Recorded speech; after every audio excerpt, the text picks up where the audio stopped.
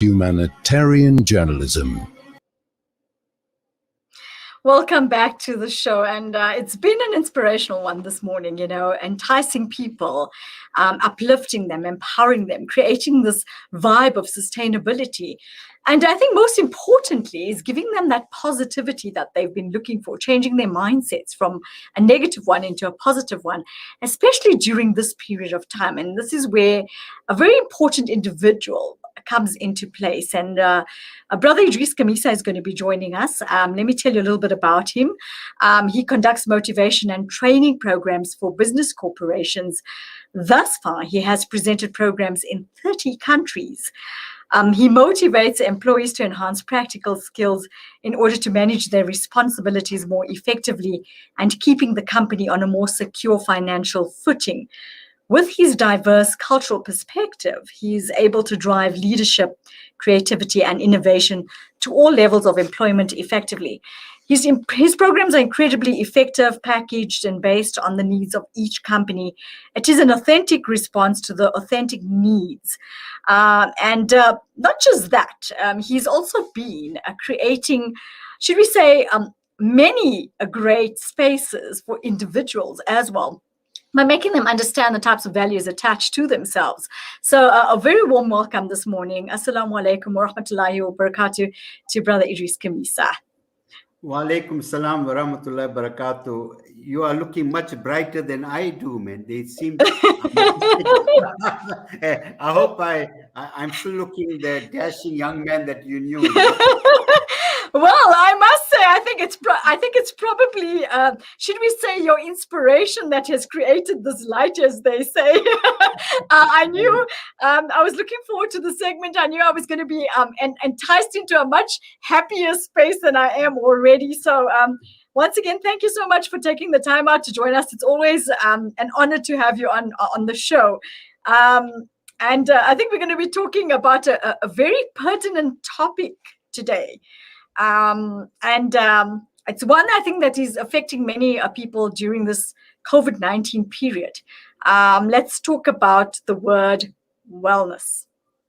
I think it's the most important thing, looking every single day, interacting with people, Brother Edris, has made me realize that this topic needs to be brought to the fore. As I introduced you, I even said, you're the motivational person for everybody. Let's put it that way, not just within the business space. And that is why we wanted to speak to you about this pertinent topic. Let's start. Give us some ideas on where do we start. I think everybody is stuck in a so-called, and I'm going to put it this way, a little bubble where they look at themselves and they say, everything that I'm going through right now, these particular challenges, as we know, COVID-19 came into place and then followed by the unrest. And I'm glad to see that you're doing well. And we, hope you were not affected in a very bad way in your area there as well. But let's talk about how do we overcome this, because I think a lot of the times people look at that negativity and get stuck in that, and they in that wheel, and it's not happening. Nobody's being able to come out of it in a hurry. Yeah, you see, I think a critical point is I can understand the anxiety, the fears of people from a human response. That is understandable. But I think, in terms of your psychological response, in terms of understanding what life is all about, you're going to have your ups and your downs. That's the nature of life. And I always say it's not the end in the road, but a bend in the road. And I think it is your mental attitude, the issue of wellness comes into being, because we should not get diminished. We must always learn from our mistakes. We must learn about ourselves. And we cannot adopt a kind of victim mentality or be a spectator in our life. People often ask me, Idris, with so much going around, how do you manage to motivate yourself? I said, the fact that I'm alive, the fact that I've got up unaided, the fact that I can share whatever it is with other people, it's incredible. That's what we need, you see. It's not a eternal dark tunnel we're going through. And notwithstanding what has happened, it is also a gift in many ways for us to realign ourselves, our attitudes. There are many practical things that we can do, inshallah, which I will share with you in the program. Sure. So let's get started. Where would we start? I think the critical aspect is this, we must firstly analyze what has happened. We need to look at the whole issue of lockdown, COVID, and this protest and everything else. We need to look at that first. And at the same token, I want to remind people, uh, too much of analysis gives you paralysis. We mustn't overthink situations. And I think we need to look at that. We need to look at now, this is what has happened. What do we learn from what has happened? What do we know, what do we need to do differently? And that's important as an individual, as a family, as a community, as a nation. What do we need to do differently? And why is it, people perceive us to be whatever, whatever? Why is that happening? So it's a many layered kind of thing, right? So I think it's important to look at that. Sometimes, our insecurities do not come from external things. It's something that we have gone through in life, by nature. Some of us are pessimistic.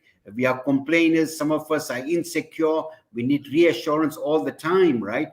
And I want people to know that you are the most important person in your life without being arrogant or whatever or condescending. And you need to say to yourself, okay, that's why we are told, when you look at the mirror, you say, Ya Allah, you made me beautiful outside, also make me beautiful inside. And you got to love yourself. You got to have a healthy self-concept and take it from there.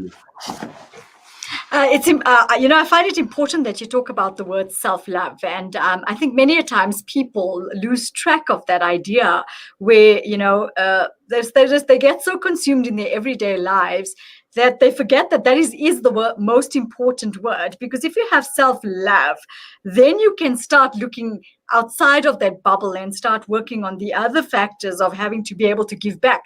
But if you don't have it on yourself, then how do you actually extend it to others?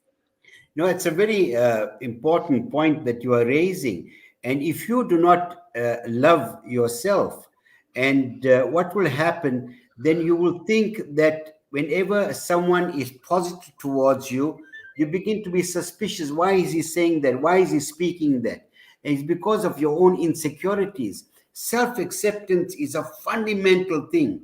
The other person is not necessarily better than you, but is different from you. Allah has given each one of us a unique talent. Allah has given us capacity to do things.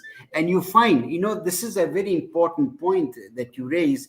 You find that many people who look at others who enjoy some kind of success, no matter what it is, be it material or otherwise, and we make assumptions. You know what? I think perhaps, they had it easy, perhaps they were born with the silver platter, whatever, the fate has been kind with them. But once you engage as individuals, my gosh, you are shocked. You cannot believe the kind of challenges they've been through. It has been a life of blood, sweat, and tears.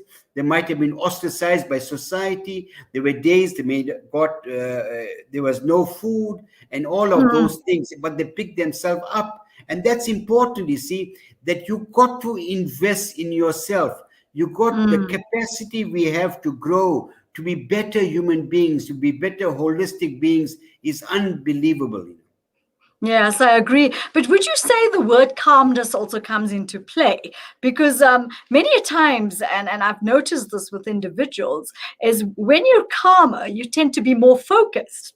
And when you're focused, you actually really find the necessary solutions and the right directions to be able to move your life into a better, should we say, space and place, as I always say on the show. No, well, that's all. The whole issue of calmness. You see, our lives, we live in a kind of frantic way, in this frenzied activity. There are a million things that we are doing, and our mind, there is what you call cognitive dissonance. We are not able to be present, and there is no calmness in what we do. And we want to juggle, we want to multi-skill and everything else.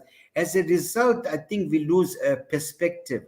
And through calmness, what it does, you do not respond to a situation impulsively or in a knee-jerk way. And similarly, when you even praying, when you pray with calmness, then you feel that connection, you feel that sakina. Otherwise, you are racing and you forget you're talking to Allah. And one of the ironies of life is this: even in sujood, we are thinking, who's going to help us? Of course, Allah will help you. So the whole issue of calmness is important. You require calm minds to deal with crisis situation. We do not have minds that have a heightened sense of anxiety and agitation to respond. So calmness is important. You take a breath of fresh air and you feel good. You feel positive. Just do that, Nafisa. Yes, I can see I'm you trying doing it. It's working it. already. Yeah. Let's do Don't that feel so. let's do that one more time. Okay, and don't feel so calm you put yourself to sleep, right? Right? You take a breath of fresh air and hold it for a while and exhale slowly. You feel good. You feel positive. It's amazing what it does for you. And I mean, you can already hear it in my voice. Okay. What it does also is I think it also works to take that anxiety levels away in some way. So the calmer you are, the more focused you are, the more positive you will be. And you will find, should we say, better solutions to the types of situations that you find yourself in. No, absolutely. And I think, often when you ask people what has happened, and people will tell you, you know what, I think I was too hasty, I was impulsive, I should have thought about it, I should have deliberated, I should have involved other people, my family, my friends to advise me. And these are mistakes people make, and sometimes those mistakes can be irretrievable. It can lead you to a point of nowhere, and if you perhaps getting into an abyss, as it were. So mistakes, whilst you are fallible human beings, some mistakes are unavoidable. We are human, but they say a believer is not stung by the same hole twice. So you got to, so the whole thing, the bottom line for me is about self-discovery. We are very quick to judge other people, but you need to look at yourself, introspect, reflect, and ask yourself, who am I? Why do I do what do I do? Why is it that I get so provoked so easily? Why is it that I do not allow other people to complete the sentences? Why is it that I feel that no one else can teach me? Why is it that I think I'm better than other people? So these are very, very important questions. And you find that people who enjoy a great deal of success, people that are people of significance, will tell you, you know what? I'm here because, of course, Allah's mercy, but the same token, I'm here because the feedback I've got from other people. Therefore, in Islam, you and I know that we're told believers are like mirrors unto each other. And it's a very, very important metaphor, because a mirror doesn't come to you, you go to the mirror. And what the mirror does, a mirror is very, very gentle, A mirror, if you're wearing a white thobe and there's a little speck there on your shoulder, the mirror will tell you, you know what, Nafisa, you're looking beautiful. That white thobe suits you, it's so nice. And you feel gratified by that observation. But you say, but Nafisa, you may not have noticed, but on this side, there's a speck there. And you say, oh, I did not notice it. Thank you so much for sharing with me. But what we do is that speck, we amplify it. That speck, we amplify it so much that it masks the beauty of the other aspect of your character, that we are so good at highlighting people's areas of concern that we forget to tell them the many, many beautiful qualities people have. And I so agree with you, because you've brought three important points that I always bring up on my show. It's reflect, retrospect, and reconnect. And I think that will help people in many directions. And when I talk about reflect, it's about reflecting on yourself, which you and I just spoke about now, is where you need to look at yourself and find that self-love. Retrospect, introspect about your life, where you are, where you'd like to head to, but of course with a very calm mind and a focused mind. And then reconnecting is also reconnecting with the Almighty, where you said pray, and you need to pray and go down into sujood and ask for that help and that direction. But I think also importantly is to be able to reconnect with others that will be able to give you that positivity as well. Sometimes a little bit of that added support structure also makes a difference in one's life. In fact, one of the things that psychologists tell you, that revealing is healing. it is cathartic. Often what happens when you are going through a situation of conflict or whatever it is, and what you do, you keep on playing it. It's like a vicious cycle all the time. And you keep on playing it. You keep on playing it. And that filters the way you look at the world and around you. But the moment you share it with a dear friend, of course, on the prayer mat, first thing, and you find that it has a cathartic effect. It's almost purgatorial. It purges you, it cleanses you, and you'll cry and you feel so cleansed. And that way, you're taking it out of your system. If you don't do that, as psychologists say, you will implode. And like a building that implodes, you'll collapse from within. And therefore, we are part of this humanity. We're supposed to be gregarious, social beings. It's important to make that connection. And therefore, we learn that if you have 5 good friends, not those that are toxic, not naysayers, but 5 genuine, authentic friends, it's unlikely you go through any kind of depression. Because the moment something strikes you as untoward, or you're going through some slight challenge, you talk about it, and inshallah, those friends will give you the right kind of solutions. I so agree with you. What message would you like to leave our viewers with this morning? We would like to tap into you another time as well so that we can talk a little bit more about this particular topic and others, that we can entice people into better spaces. But unfortunately, we seem to be running out of time. So if you can leave us with a message, we would like to tap into you once again next week so we can talk a little bit more in depth into the situation and help our viewers out there get better perspectives. My message to everyone is I do not want any one of you to have regrets. When you are in the twilight years of your life and you look back, many people have regrets.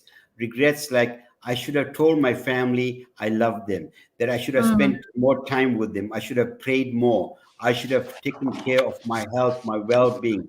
I should have been a good neighbor. And we don't want people to have those regrets. So what's important for each one of us is to reflect on where we are, where you want to go there, and then how do you want to get there? Inshallah, if you do that, inshallah, you'll leave a true legacy and you'll be a person of significance, because empires are built in the hearts of people. That is so true. And we want to thank you for helping us to be able to build empires in a positive way, because I think I was looking forward to this segment throughout the show. You've definitely, I think, got myself and the team on another level, should we say a positive one. And I'm hoping that we've done that to the viewers as well. And let's chat next week again and see how much further we can take this, because I don't think we've got enough of that essence out of Brother Edris Khamissa. It was too short a period of time. But thank you so much for taking the effort and the time out to join us and entice our people into a better perspective and retrospective. Alhamdulillah, Nafisa, it's always a joy to behold you. And may Allah bless you, protect you, and may you continue the sterling work that you are doing. And Salam Media, shukran, it's always a joy. You take care. Assalamu alaikum. And I'll end off, as I always say, I like it. So do I. Jazakallah. Assalamu alaikum wa rahmatullahi wa barakatuh. Brother Edris Khamissa, always giving us the better perspective of things. And we're definitely going to be joining him next week for another session. Stay with us. We'll be back with you in a